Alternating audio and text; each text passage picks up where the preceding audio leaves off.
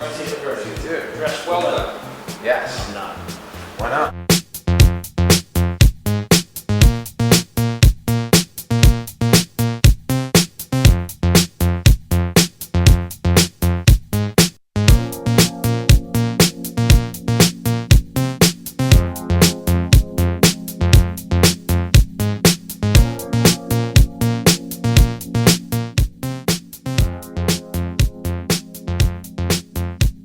Growing up, were you thinking as a ninth grader, like, I'm going to play at Hopkins? Was that even on your radar? You know, when did you start to think that as a reality? Yeah, well, I would say I wanted to be in the NBA when I was probably in middle school because that was my favorite sport, basketball. And then when I finished ninth grade and I had a successful year at the school I was at, I wanted to play in college at a high level. I wanted to play Division I lacrosse. And when I committed my senior year on National Letter of Intent Day, and I got to Hopkins, I wanted to do really well my freshman year. I wanted to contribute to the program. I didn't know how I was going to do it. So at the time, Hopkins was 4 straight tournaments, #1 in the country. They were getting #1 recruiting class over and over.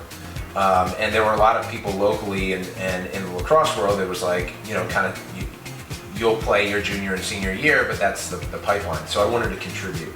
And then when I was an All-American my freshman year and we won a championship, I realized that I wanted to, you know, be one of the best players to have gone through Hopkins.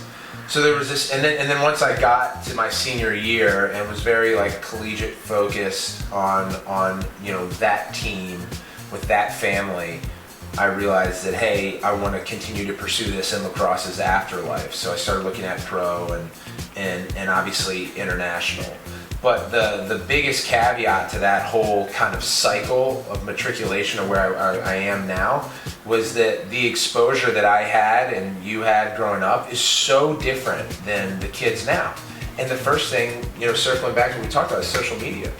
And we didn't have that exposure levels to what, you know, life was like unless we tuned into a game on television that was on, which was very rare, or we picked up one of the few magazines and read about it, right? You know, the internet boom was in the late 90s, and you know, that's when we were playing as young kids. So we were dialing up, barely, right? Slowly. This was very different. Everyone is very competitive before a competition and during a competition, right? Like I think you ask any pro athlete and you take a sample of, you know, their core friends and family, and they'll say that it's the most competitive person they've ever met, right? So how do you judge of the most competitive people in the world who's the most competitive of them? And I think it comes down to, for me at least, and it's not like something that you want to get involved in because no one likes losing, but finding a group of people and putting them together who are very competitive and see how they handle losing, that's like the biggest judge of, you know, your competitiveness and your character to a certain extent. There's a lot of guys that claim to be very competitive and care and passionate about their sport, whether it's lacrosse or elsewhere. But if you lose, they're able to put an excuse as to why and kind of move on. And those that lose and take ownership first over excuses, I think are those that, you know, go back, not to like overly beat yourself up over a loss, but to take responsibility maturely, and then to also, you know, kind of react as a unit, right, and absorb the loss together. That's when you can tell. I think that's the ultimate tell of like who the real passionate people are, who are really vested in this team, in this organization, in the sport. What a change from 5 years ago. If you'd said 3 years ago, guys, we hold the meeting up for 5 minutes. I gotta hit up Twitter. People will look at you like you're crazy. Yeah, and I mean that's an amazing thing. You've done a really good job embracing that. I mean, have you found it like taking over your life? Has it become part of the job, or is it something that you genuinely enjoy? Well, I generally enjoy it, but I think it's, like you said, more socially acceptable now, which is great because I think people are finally understanding that, you know, you're putting content, you're creating content, which is the biggest buzzword in like everything from tech to innovation to business right now is like Apple just released today their new, subscription platform, and like, a lot of it's content oriented and getting it onto our phones and our platforms quicker, and like content, and now that has been seamlessly integrated into our social media, so everyone understands now what we're doing. 3 years ago, I remember, Vince Vaughn went on that raid about like calling Twitter twanting, right? Yeah. He was like, you just want people to know it's like a selfish thing. You're like, you want people, you want to feel like you're getting attention, and there is some like truth to that. But when you're building purpose to like what you're doing, whether it's business or brand related, or just like in our case, a lot of times just promoting the sport and like just kind of hacking away at like maybe not knowing exactly what the end game is for lacrosse, but knowing that we want to like try and push in that direction, right? Yeah. That's what we're doing, right? And it's constant. It's really hard to answer a question if someone's like, where do you think the sport's gonna be in 10 years?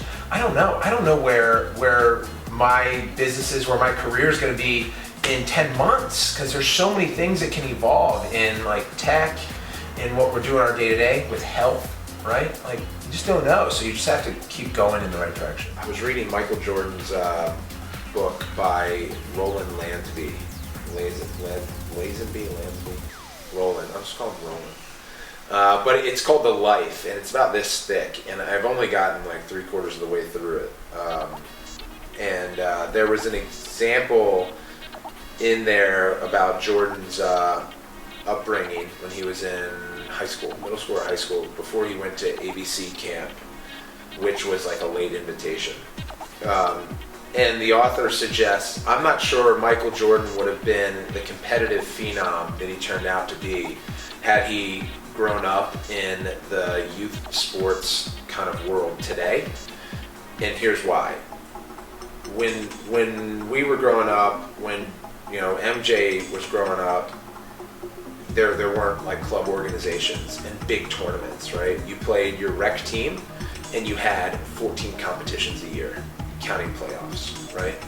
And so you valued the games just by virtue of volume way more than today. So he drew, you articulated better than me, but had Jordan's 14 games been in AAU now, and they were 114 games, you go through a weekend where you play 5 games, and if you lose, guess what? You have a game in 2 hours. And if you lose that one, you have another game in 2 hours. And like, so it becomes less about result as a team and more about like your individual performance. And that's not the player's fault. It's just a system that we're brought up in. So I think you're losing a little bit of how important it is to win, or how you can win in those late moments. And there's no exact blueprint, right? Like, I think for me personally, I've been fortunate to be on great teams and have won championships, but I've also lost a ton. So I don't have all the answers by any stretch of the imagination. But I do think there's a lot of validity in that, if you're playing 100 competitions a year, you're just going to value winning and losing less by nature of repetition. So it's something that you have to focus on as advice to kids, is don't lose sight of what coaches ultimately want to see. And I'll never forget it, and I wrote it in my last article with you guys for the Paul Rabil experience, is that when you're at a recruiting event, the ultimate test, and coaches will, if they're deciding between 2 players, which team won, right? Because that's the secret sauce that coaches are always trying to find, that recruiters and players ultimately do. Wait, is that team going to win, or are they going to lose? And are you going to help them win, or are you going to be on the team that lost? And that's incredibly valuable, even in a poor performance. If your team wins and you are a contributor to that outweighs it. Can these kids take, the old school Bobby Knights of the world, the Dave Petramalas, the Bill Tierneys, guys that are super hard, driven by pushing these guys to character, to building character. And a lot of times I've heard that like the young players now are softer than when the older generations were growing up. And I'm like, what's with that, right? I see some of these kids at my Project 9 event, I see them at tournaments that I watch, and I don't think like physically, soft is tough to define. Physically, I don't think they're soft. I think think they're more talented, more skilled.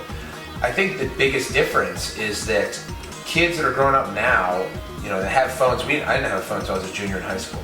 They have phones at a very young age.